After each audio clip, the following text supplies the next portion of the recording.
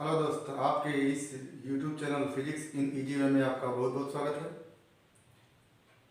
आज हम प्रत्यावर्ती धारा से संबंधित कुछ तथ्यों को देखेंगे और उसको देखने से पहले हम प्रत्यावर्ती धारा के विषय में कुछ पूर्व ज्ञान से परिचित होंगे। तो जैसे इसके पहले हमने प्रत्यावर्ती धारा के विषय में बताया था कि प्रत्यावर्ती धारा एक ऐसी धारा होती है जिसके परिमाण एवं दिशा में समय के साथ परिवर्तन होता रहता है और एक निश्चित समय अंतराल बाद वह अपने परिमाण एवं दिशा को दोहराता रहता है या रिपीट करता रहता है।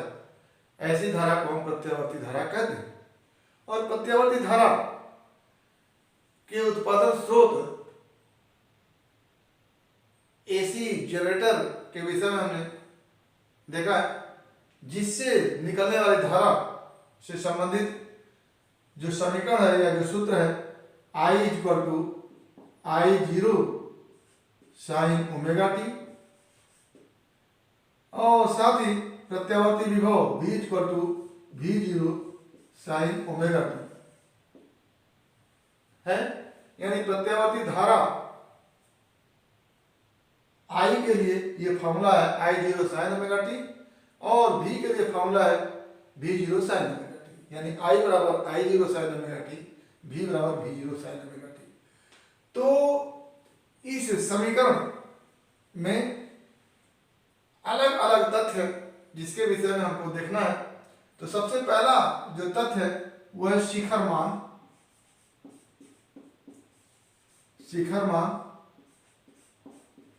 जिसको इंग्लिश में मैक्सिमम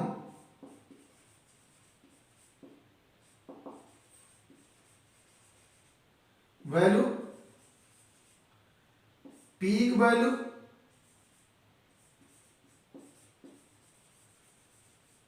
या एम्पलीट्यूड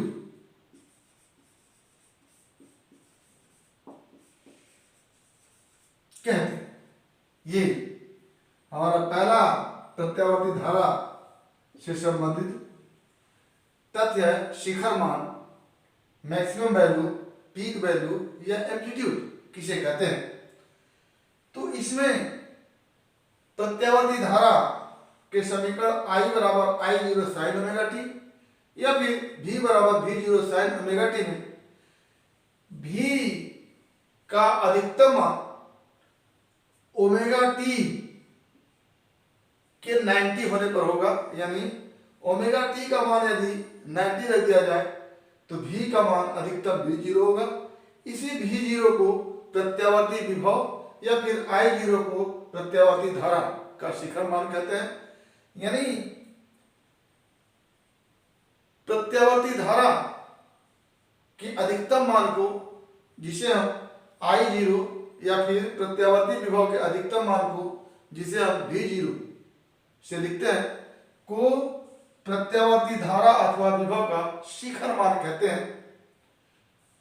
तो ये हमारा शिखर मान हो गया V0 या फिर I0 शिखर मान है, जो प्रत्यावर्ती धारा में जो अपने मान को लगातार समय के साथ परिवर्तित कर रहा है। अधिकतम मान जो धारा अथवा विभव का होता है उसी को शिखर मान, मैक्सिमम वैल्यू, पीक वैल्यू या एम्पलीट्यूड कहते हैं। दूसरा, आवर्तकाल। आवर्तकाल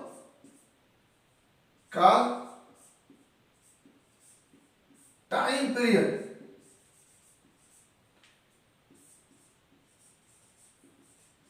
आवर्तकाल टाइम पीरियड। तो प्रत्यावर्ती धारा में जैसा कि आप जानते हैं कि समय के साथ प्रत्यावर्ती धारा के मान में और दिशा में लगातार परिवर्तन होता रहता है और एक निश्चित समय अंतराल बाद वह अपने मान को और दिशा को रिपीट करता है, दोहराता है। तो जैसे इस V बराबर V0 साइन ओमेगा टी या फिर I बराबर I0 साइन ओमेगा टी के अनुसार ये ग्राफ खींचा गया है। इस ग्राफ में जब ये समय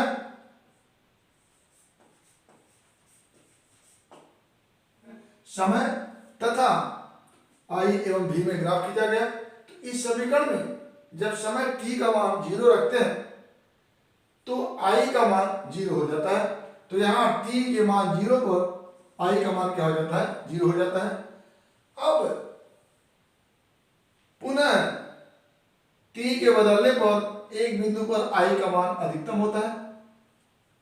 पुनः जैसे जैसे समय को बढ़ाते जाते हैं i का मान कम होते होते पुनः धारा का मान 0 हो जाता है।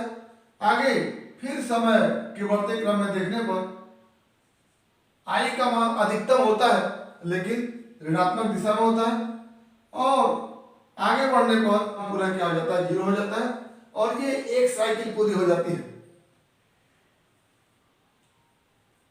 अल्टरनेटिव जनरेटर में हमने कॉइल को एक चक्कर घुमाने पर हमने देखा था कि प्रारंभ में धारा का मान 0 है, एक चौथाई चक्कर घुमाने पर या 90 डिग्री घुमाने पर धारा का मान अधिकतम हो जाता है।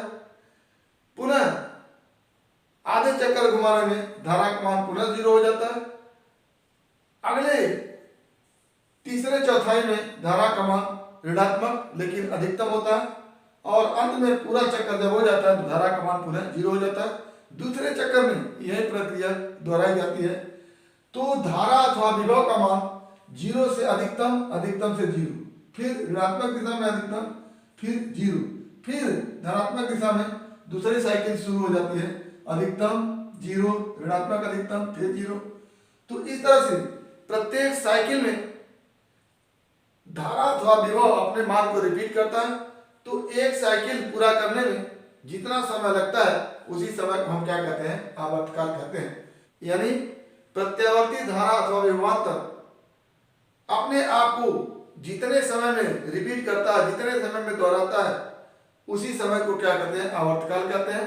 या प्रत्यावर्ती धारा की एक चक्र पूरा करने में जितना समय लगता है उसी समय को क्या कहते हैं, आवर्तकाल कहते हैं। इसे हम टी से लिखते हैं।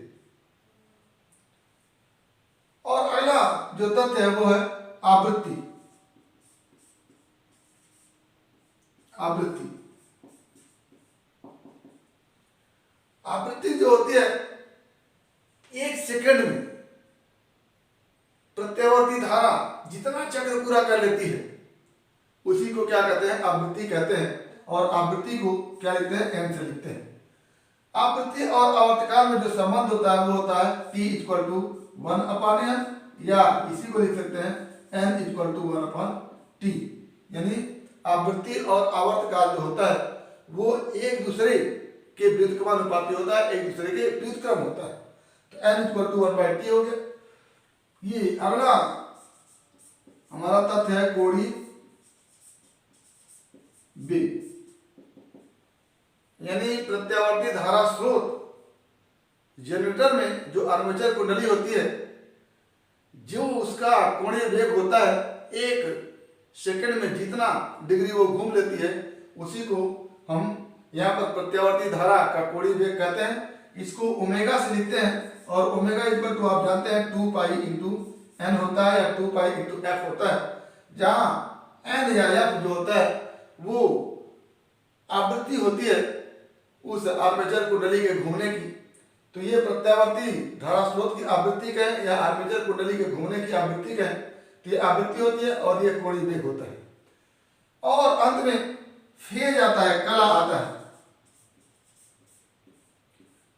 कला जो होता है, इस समीकरण I बराबर I0 sin ओमेगा टी या V बराबर V0 sin ओमेगा टी में जो ओमेगा टी है, जो साइन से लगा हुआ एंगल है, वही एंगल क्या कहलाता है, कला कहलाता है, फेज कहलाता है। वस्तुतः यह फेज कला प्रत्यावर्ती धारा स्रोत की दिशा एवं परिमाण को व्यक्त करता है। जैसे अगर ओमेगा टी का मान हम π/2 रख देते हैं तो ये π/2 यहाँ पर होता है और π/2 पर प्रत्यावर्ती धारा अथवा प्रत्यावर्ती विभव का मान अधिकतम होता है और पाई पर 0 हो जाता है। फिर 3π/2 पर अधिकतम होता है और फिर 2π पर क्या हो जाता है, 0 हो जाता है। ये एक तरह से कुंडली के क्षेत्रफल वेक्टर एवं चुंबकीय क्षेत्र के बीच के कोण को व्यक्त करता है। तो कला प्रत्यावर्ती धारा की दिशा एवं परिमाण को व्यक्त करता है। तो इस तरह से ये सब हमारे कुछ प्रत्यावर्ती धारा से संबंधित तथ्य है। पहला शिखर मान, प्रत्यावर्ती धारा का मैक्सिमम मान जो होता है वो I0 और प्रत्यावर्ती वोल्टता का अधिकतम मान जो होता है वो V0 होता है। इसी को शिखर मान या पीक वैल्यू कहते हैं, इसी को एम्पलीट्यूड भी कहते हैं। और अगला आवर्तकाल, प्रत्यावर्ती धारा स्रोत जितने समय में अपने दिशा एवं परिमाण को रिपीट करता है, दोहराता है, वही समय क्या होता है, आवर्तकाल होता है। और आवृत्ति 1 सेकंड में जितनी बार प्रत्यावर्ती धारा अपने आप को दोहराती है उसी को क्या कहते हैं, आवृत्ति कहते हैं। और आवृत्ति आवर्तकाल एक दूसरे के व्युत्क्रम होते हैं, यानी T = 1/n से लिखते हैं। और कोणीय वेग जो होता है, आर्मेचर कुंडली 1 सेकंड में जितना कोण घूम जाती है उसी को क्या कहते हैं, कोणीय वेग कहते हैं। और कोणीय वेग को 2πn अथवा 2π/t से लिखते हैं। तो ओमेगा = 2πn अथवा 2π/t होता है। तो ये हमारे प्रत्यावर्ती धारा संबंधित कुछ तथ्य है। और प्रत्यावर्ती धारा अथवा वोल्टता तथा समय के बीच जो ग्राफ है उस ग्राफ को हमने खींचा है। जैसे एक चक्कर पूरा करने में कुंडली पूरा 2π डिग्री घूम जाती है। एक चक्कर पूरा करने में जैसे जैसे प्रत्यावर्ती धारा अथवा वोल्टता में परिवर्तन होता है उसको समय के साथ या फिर कह लें एंगल के साथ, फेज के साथ ग्राफ के रूप में दिखाया गया। जैसे अगर समय 0 है तो धारा एवं विभवांतर दोनों क्या हो जाएंगे, 0 हो जाएंगे। T/4 पर धारा एवं वोल्टता का मान अधिकतम होता है पुनः। और T/4 यानी आवर्तकाल के चौथाई समय में जब कुंडली π/2 डिग्री घूम सकती है तो π/2 डिग्री घूमने पर या फिर T/4 समय में धारा एवं वोल्टता अधिकतम होती है। पुनः जब कुंडली π डिग्री घूम जाती है और समय T/2 आवर्तकाल का आधा लग जाता है तो ऐसी स्थिति में पुनः धारा का मान क्या हो जाता है, धारा और वोल्टता का मान 0 हो जाता है। और पुनः जब कुंडली 3π/2 डिग्री घूम जाती है और समय उस समय 3T/4 लगता है तो ऐसी स्थिति में धारा एवं वोल्टता का मान अधिकतम परंतु विपरीत दिशा में होता है। और अंत में जब कुंडली पूरा एक चक्कर घूम लेती है तो धारा का मान पुनः 0 हो जाता है और वोल्टता का मान पुनः 0 हो जाता है। यही प्रक्रिया दूसरे चक्कर में भी रिपीट होती रहती है। तो ये हमारा प्रत्यावर्ती धारा एवं वोल्टता संबंधित ग्राफ है जिसको साइन ग्राफ, ज्या वक्र भी कहते हैं, ज्या वक्र। तो जब हम चूंकि प्रत्यावर्ती धारा अथवा वोल्टता ज्या के हिसाब से, साइन के हिसाब से अपने धारा एवं दिशा में परिवर्तन करता रहता है, इसलिए ये जो ग्राफ बनता है वो ज्या वक्र बनता है। तो ये ग्राफ हमारा है। आइए प्रत्यावर्ती धारा संबंधित कुछ अन्य तथ्य को देखते हैं, जिसमें पहला है प्रत्यावर्ती धारा का औसत मान। प्रत्यावर्ती धारा का औसत मान, औसत मान पूरे साइकिल में, पूरे चक्र में, पूरे चक्र में। जैसे प्रत्यावर्ती धारा के ग्राफ को देखकर आप बता सकते हैं कि हाफ साइकिल में प्रत्यावर्ती धारा की दिशा धनात्मक है और अगले हाफ साइकिल में प्रत्यावर्ती धारा की दिशा क्या है, ऋणात्मक है। तो अगर एक पूरे चक्कर की बात करें तो प्रत्यावर्ती धारा का औसत मान ये धनात्मक प्लस ये ऋणात्मक मिलकर के 0 हो जाता है। तो पूरे चक्कर में प्रत्यावर्ती धारा का औसत मान क्या होता है, 0 होता है। तो क्या लिखेंगे, चूंकि प्रथम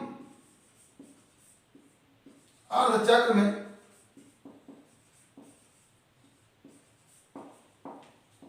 प्रत्यावर्ती धारा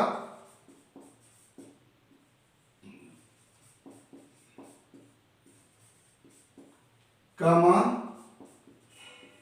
धनात्मक दिशा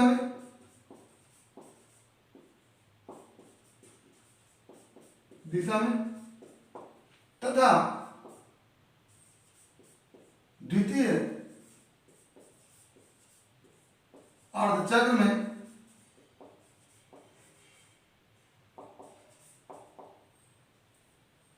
धारा का मान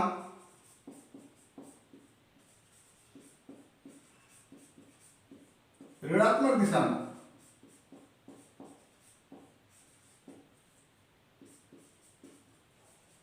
में है। अतः संपूर्ण चक्र में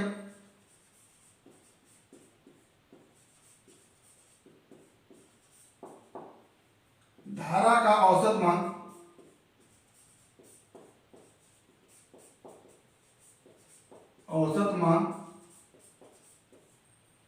शून्य होगा।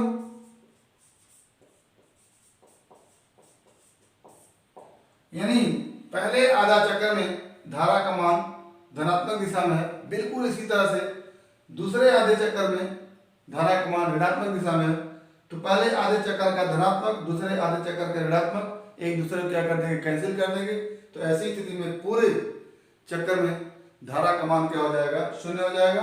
और उसी प्रकार औसत धारा का मान भी क्या हो जाएगा, शून्य हो जाएगा। तो अगर हम प्रत्यावर्ती धारा की बात करते हैं तो उसी प्रकार प्रत्यावर्ती विभव के लिए भी अगर धारा का मान शून्य है तो इसका असर होता है कि प्रत्यावर्ती विभव का मान भी क्या होगा, शून्य होगा। तो हम जो भी मान निकालेंगे प्रत्यावर्ती धारा के लिए जो होगा वही प्रत्यावर्ती विभव के लिए होगा। तो एक पूरे साइकिल में प्रत्यावर्ती धारा का औसत मान क्या होगा, शून्य होगा। आगे हम हाफ साइकिल में आधे चक्र में प्रत्यावर्ती धारा का औसत मान निकालेंगे। तो आइए देखते हैं आधे चक्र में प्रत्यावर्ती धारा का औसत मान।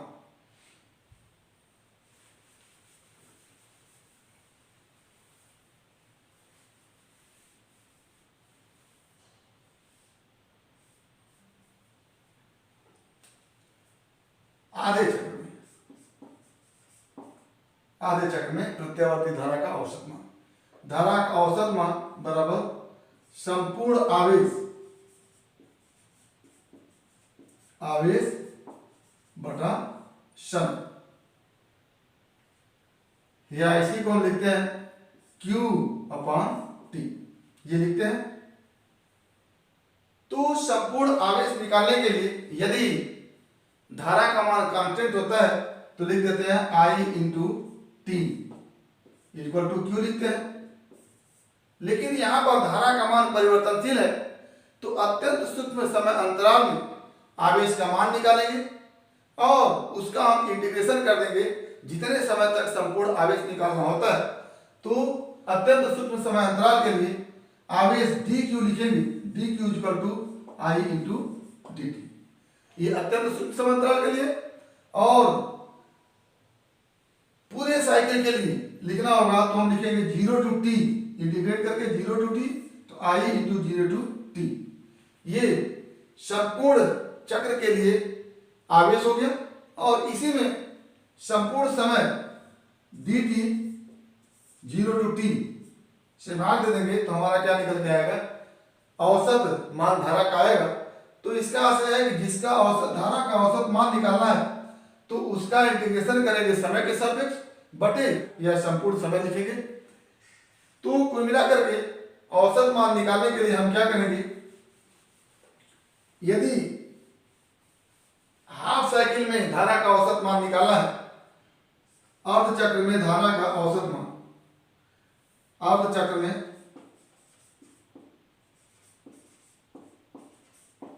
धारा का औसत मान बराबर I/dt, अत्यंत सूक्ष्म समय अंतराल dt में आवेश I/dt और समाकलन कर देंगे संपूर्ण समय के लिए 0 to t/2, क्योंकि अर्ध चक्र में निकालना है तो समय क्या होगा, आवर्त काल का आधा 0 to t/2 बटा 0 to t/2 dt, ये फार्मूला होता है धारा का औसत मान निकालने के लिए। इसी तरह से अगर विभव का औसत मान निकालना होगा तो V dt अपान dt करेंगे। तो धारा का हमको औसत मान निकालना है, तो इसके लिए हम लिखेंगे I dt बटा dt और लिमिट लेंगे जहां तक हमको धारा का औसत मान निकालना है। यदि अर्ध चक्र के लिए निकालना है तो 0 to t/2 लिखेंगे, अगर पूरे चक्र के लिए निकालना होता है तो 0 to t लिखते हैं। तो यहां से हम अगर निकालेंगे तो ये हो जाता है, लिखेंगे 0 to t/2 I0 sin omega t, क्योंकि I का मान क्या है, I0 sin ओमेगा t है, अपान 0 to t/2 dt। ये हो गया हमारा। अब यहां से अगर हम इंटीग्रेशन करना चाहें तो ये होगा I0 कांस्टेंट है जो पीक वैल्यू है, पीक वैल्यू के मान में कोई परिवर्तन नहीं होगा, और integration 0 to t/2 sin omega t dt upon 0 to t/2 dt। और यहां से अगर हम इंटीग्रेट करें तो करेंगे I0 cos omega t minus के साथ बाई ओमेगा, और ये हो जाता है 0 to t/2, और नीचे का हम t लिखते हैं 0 to t/2 करते हैं।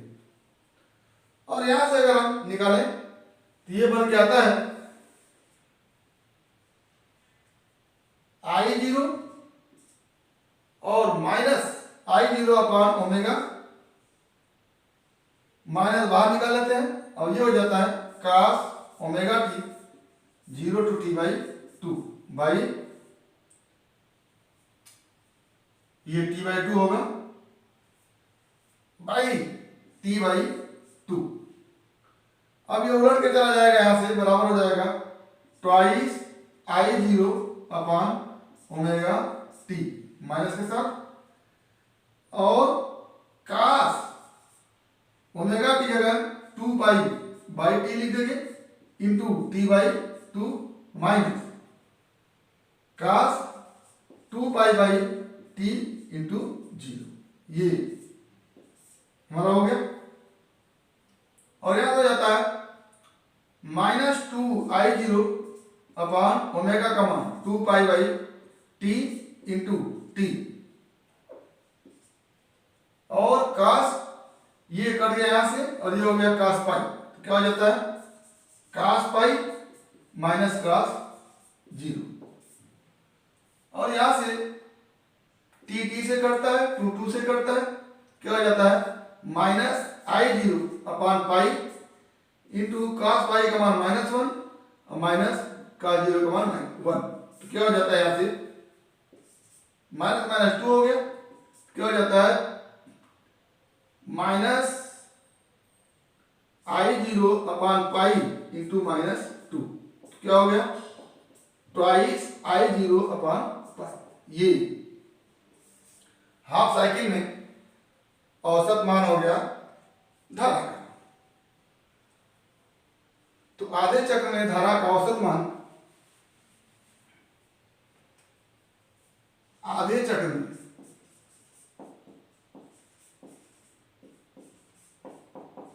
धारा का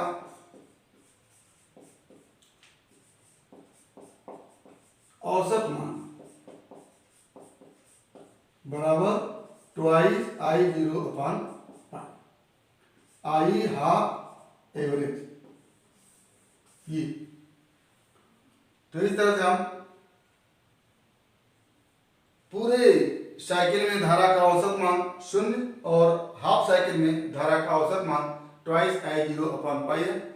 अगले के वीडियो क्लिप में हम धारा का RMS value, root mean, square value निकालेंगे। तो आज बस इतना ही। उम्मीद है कि आपको टॉपिक समझ में आया होगा। आज हमने देखा आवर्तकाल, प्रत्यावर्ती धारा का आवर्तकाल क्या होता है, शिखर मान क्या होता है, आवृत्ति क्या होता है, और कोणीय वेग क्या होता है, तथा कला क्या होता है। उम्मीद करते हैं कि आपको समझ में आया होगा। यदि वीडियो क्लिप पसंद आया तो प्लीज लाइक करेंगे, शेयर करेंगे, साथ ही हमारे यूट्यूब चैनल को सब्सक्राइब करेंगे, ताकि इस तरह के वीडियो क्लिप का नोटिफिकेशन आपको मिलता रहे और आपकी फिजिक्स की तैयारी होती रहे। तो आज बस इतना ही। एक बार फिर आपके भविष्य के लिए बेस्ट ऑफ लक। धन्यवाद।